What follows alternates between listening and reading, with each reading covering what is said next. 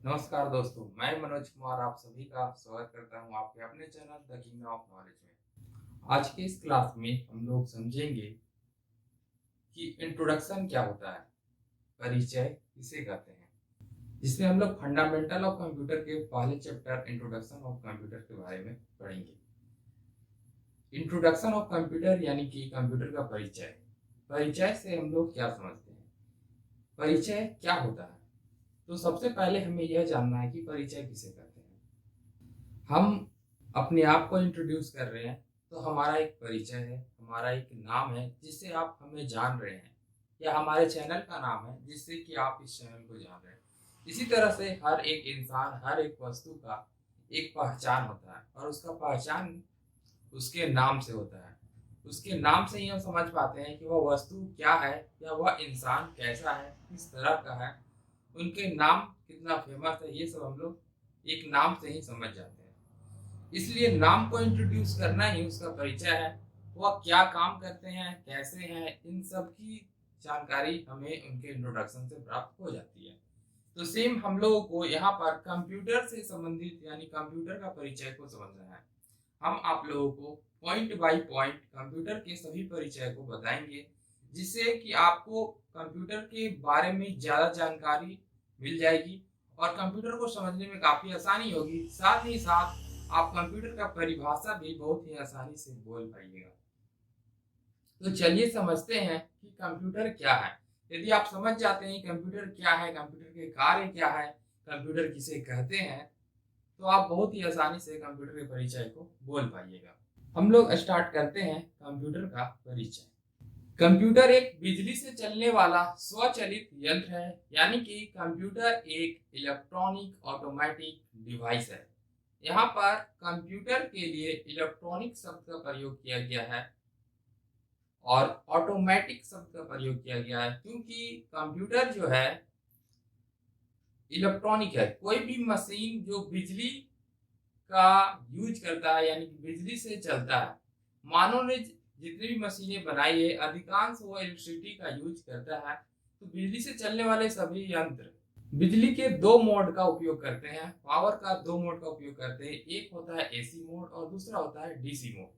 तो जो भी यंत्र बिजली के एसी मोड का प्रयोग करते हैं उसे इलेक्ट्रिकल मशीन कहते हैं, और जो भी यंत्र बिजली के डीसी मोड का प्रयोग करते हैं उसे इलेक्ट्रॉनिक मशीन कहते हैं। कंप्यूटर भी हमारा ऐसा ही एक मशीन है जो बिजली के डीसी मोड का प्रयोग करता है, इसलिए इसे इलेक्ट्रॉनिक मशीन कहते हैं। मशीन का इसमें क्या अर्थ है, मशीन किसे कहते हैं? मशीन कोई भी ऐसा उपकरण या सामग्री जो मानव के लिए बनाया गया हो और जो मानव के कामों को बहुत ही आसान बना देता है, उसे ही मशीन कहते हैं। तो बहुत सारे मशीन हैं जो हम लोग यूज करते हैं, जो हमारे कामों को काफ़ी आसान बना देता है। जैसे कि हमारा फैन, पंखा जो हमें हवा देने का काम करता है। इस तरह से गाड़ी जो हमें एक स्थान से दूसरे स्थान पर पहुंचाने का कार्य करता है। इस तरह से बहुत सारे मशीनें हैं, इसी में से कंप्यूटर भी एक है। लेकिन कंप्यूटर एक एडवांस इलेक्ट्रॉनिक मशीन है, क्योंकि यह बाकी मशीनों से अलग है। यह इकलौता कंप्यूटर बहुत सारे कार्य को कर सकता है, लेकिन बाकी सभी मशीनें ऐसा कार्य नहीं कर सकती। इसलिए कंप्यूटर को एडवांस इलेक्ट्रॉनिक मशीन भी कहते हैं।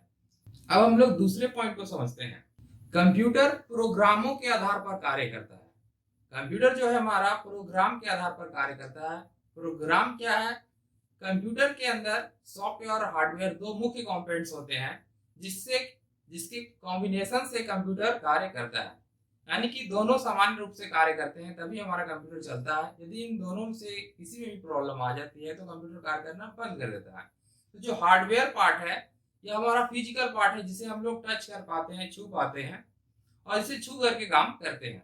इसका ही दूसरा पार्ट सॉफ्टवेयर है जो कंप्यूटर के अंदर कार्य करता है। जैसे कि यदि आप कंप्यूटर की स्क्रीन को देख रहे हैं तो कंप्यूटर का स्क्रीन जो है इसे हम टच कर पा रहे हैं, तो यह हार्ड पार्ट है।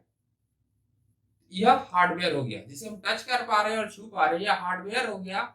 और इसके अंदर का जो एप्लीकेशन आप देख रहे हैं जो यह काम कर रहा, उसे हम लोग स्लाइड नहीं कर सकते या उसे टच नहीं कर सकते, तो वो सॉफ्टवेयर पार्ट हो गया। तो हार्डवेयर और सॉफ्टवेयर में यही अंतर है।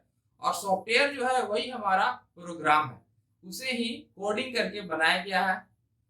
तो जो भी ऐसा एप्लीकेशन या मशीन जो प्रोग्रामों के आधार पर कार्य करता है उसे प्रोग्रामेबल मशीन कहते हैं या प्रोग्रामेबल डिवाइस कहते हैं। जैसे कि हमारा कंप्यूटर, मोबाइल, रोबोट, ये सब प्रोग्रामों के आधार पर कार्य करते हैं। इन सब पे पहले ही प्रोग्राम सेट कर दिया जाता है, वो उसी के अंडर में कार्य करते हैं, उसके बाहरी वर्क नहीं कर सकते।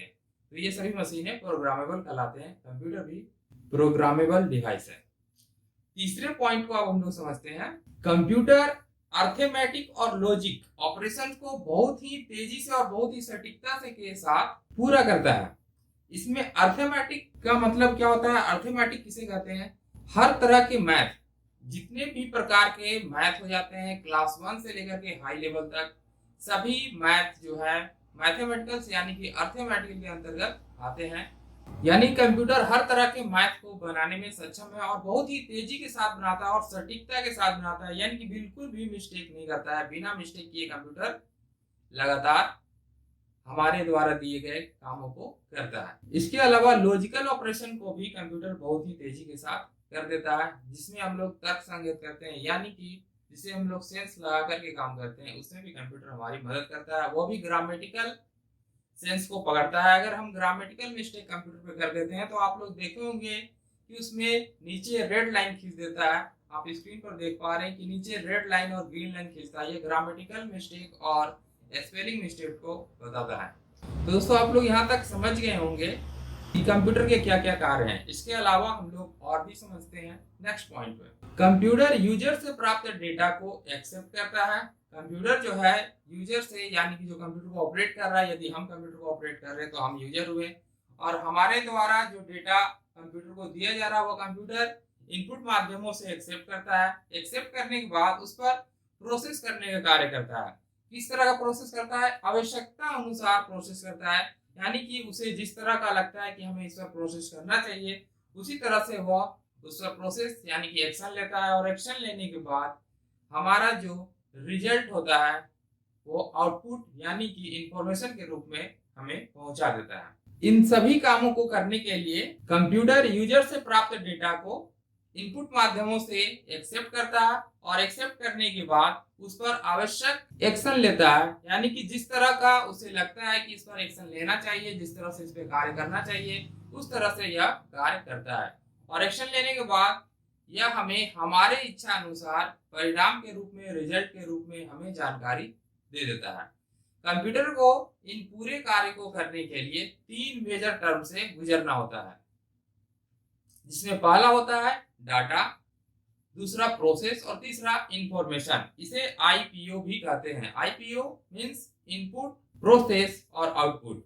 यह आईपीओ सर्कल बनाता है कंप्यूटर। इनपुट उसे कहते हैं जो अर्थहीन आंकड़ा होता है, यानी कि जिसका कोई अर्थ ही नहीं निकलता, वैसे आंकड़े हम लोग कंप्यूटर को देते हैं, तो यह इनपुट हो गया। और कंप्यूटर इस पर अपने इच्छानुसार अपने आवश्यक एक्शन लेने के बाद इस पर जो कार्य करता है और कार्य करने के बाद हमें हमारा रिजल्ट देता है, वो आउटपुट कहलाता है। तो कंप्यूटर का जो ये 3 प्रोसेस है, इसमें इनपुट यानी कि डेटा, कंप्यूटर को दिया जाने वाला कार्य डाटा कहलाता है और उसे ही हम लोग इनपुट करते हैं। यह एक कच्चे और अर्थहीन डेटा होता है। इसे कंप्यूटर पे देने के बाद यह प्रोसेस करता है। प्रोसेस यानी कंप्यूटर को इस कार्य को पूरा करने में जो भी समय लगा और कंप्यूटर ने जो भी एक्शन लिया इस कार्य को पूरा करने के लिए, उसे प्रोसेस करते हैं। और इसके बाद जो रिजल्ट या इंफॉर्मेशन के रूप में हम तक परिणाम को आउटपुट दे दिया, तो आउटपुट जो कंप्यूटर के द्वारा अर्थपूर्ण डेटा यानी अर्थपूर्ण निष्कर्ष को निकाल करके जो कंप्यूटर हम तक पहुंचाता है, उसे ही आउटपुट कहते हैं। तो दोस्तों यहाँ पर आपने इनपुट, प्रोसेस और आउटपुट को बहुत ही अच्छे तरह से समझ लिए होंगे। अब हम लोग नेक्स्ट पॉइंट की ओर चलते हैं, नेक्स्ट पॉइंट को समझते हैं। कंप्यूटर जो है अपने कार्यों को भविष्य के लिए स्टोर भी करता है। जी हाँ दोस्तों, हर एक इंसान को अपने कार्यों के आधार पर अपने भविष्य का भी निर्णय लेना चाहिए, भविष्य के लिए भी कुछ करना चाहिए। सेम कंप्यूटर भी वह काम करता है। हम उसे जो भी डेटा देते हैं उस डेटा को वह स्टोर करने का भी कार्य करता है। स्टोर क्यों करता है? ताकि भविष्य में कभी हम उसे निर्देश दे दें पुराने डेटा को देखने के लिए, तो हमें उस डेटा को दिखा सके। इसी कारण से वह अपने कार्यों को स्टोर भी करता चला जाता है, जो कि इसका बहुत ही एडवांस फीचर्स है।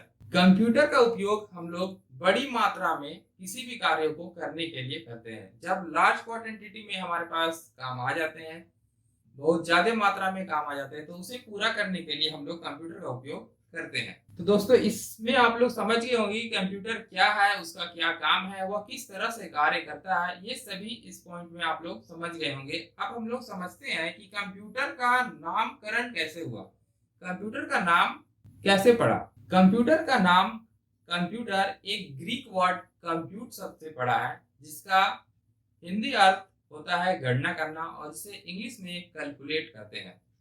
जब कंप्यूटर बना तो वह इतने प्रकार का कार्य नहीं करता था जितना कि अभी कर रहा। स्टार्टिंग में जो हमारा कंप्यूटर है वह केवल गणना करने का कार्य करता था, और कंप्यूट जो कि एक लैटिन शब्द ग्रीक वर्ड है, ग्रीक देश का शब्द है, जिसका अर्थ होता है गणना करना यानी कि कैलकुलेट करना, जिसका स्पेलिंग है COMPUTE, केवल R छुटा हुआ था। इसी शब्द से कंप्यूटर, क्योंकि एक गणना करने वाला मशीन था, इसलिए इसका नाम कंप्यूट शब्द से कंप्यूटर रख दिया गया। मतलब यह हुआ कि गणना करने वाला यंत्र। कंप्यूट का मतलब हुआ गणना करना, और कंप्यूटर का मतलब हुआ गणना करने वाला यंत्र, और इसीलिए कंप्यूटर को हिंदी में भी गणक कहते हैं, यानी गणना करने का मशीन। लेकिन आज का जो हमारा कंप्यूटर है, इसे हम लोग संगणक कहते हैं हिंदी में। तो हिंदी में कंप्यूटर को संगणक क्यों कहते हैं? अभी कंप्यूटर को हिंदी में संगणक इसलिए कहा जाता है क्योंकि आज का जो कंप्यूटर है एक साथ अनेक गणनाओं को कर सकता है, और एक साथ अनेक गणनाओं को करने वाले यंत्र यानी कि संगणक, एक साथ गणना करने वाला यंत्र संगणक, और इसी कारण से कंप्यूटर का, अभी का कंप्यूटर का हिंदी नाम पड़ा संगणक, यानी कि एक साथ गणना करने वाले यंत्र। तो आप लोग इस पॉइंट में समझ गए कि कंप्यूटर का नाम कंप्यूटर कैसे पड़ा, उसका नाम गणक कैसे पड़ा, और उसे अभी हम लोग संगणक क्यों कहते हैं। दोस्तों, कंप्यूटर का परिचय तो आप लोग समझ गए, और बहुत ही अच्छे तरीके से आप लोग इसे एक्सप्लेन कर पाइएगा। अब हम लोग कंप्यूटर से ही संबंधित कुछ इंपॉर्टेंट तथ्यों को समझ लेते हैं। दोस्तों, कंप्यूटर का आविष्कार तो बहुत पहले हो चुका था, लेकिन मॉडर्न कंप्यूटर जो हमारा है, जिसे हम लोग आधुनिक कंप्यूटर कहते हैं, इसकी खोज 1946 ईस्वी में हुई थी। लेकिन लोग उतने ज़्यादा कंप्यूटर के बारे में नहीं जानते थे, सभी कंट्री में इसके बारे में लोग नहीं जानते थे। लेकिन धीरे धीरे इसे लोगों ने जाना, और कंप्यूटर के क्षेत्र में तो बहुत ज़्यादा लोगों ने इसे 1960 ईस्वी से जानना शुरू किया। कंप्यूटर के क्षेत्र में महान क्रांति 1960 ईस्वी से आई, और काफ़ी लोगों ने 1960 के बाद कंप्यूटर के बारे में जाना। लेकिन भारत में नए कंप्यूटर नीति की घोषणा 1984 ईस्वी में नवंबर में हुई थी, परंतु भारत में प्रथम कंप्यूटर 1986 ईस्वी में 16 अगस्त को बेंगलुरु के प्रधान डाकघर में लगाया गया था, और हम लोग हर वर्ष 2 दिसंबर को पूरे विश्व में कंप्यूटर साक्षरता दिवस के रूप में मनाते हैं।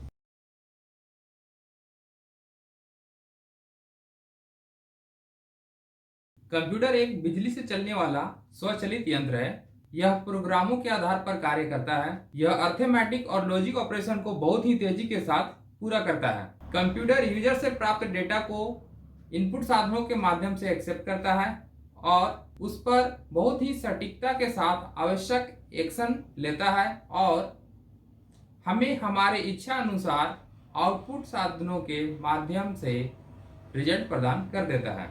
कंप्यूटर के 2 मुख्य कंपोनेंट्स होते हैं, हार्डवेयर और सॉफ्टवेयर, जो कंप्यूटर को इन सभी कार्यों को पूरा करने में मदद करते हैं। कंप्यूटर इन सभी कार्यों को करने के लिए 3 मेजर टर्म से गुजरता है: डेटा, प्रोसेस और इंफॉर्मेशन, जो कि इनपुट, प्रोसेस और आउटपुट भी होता है।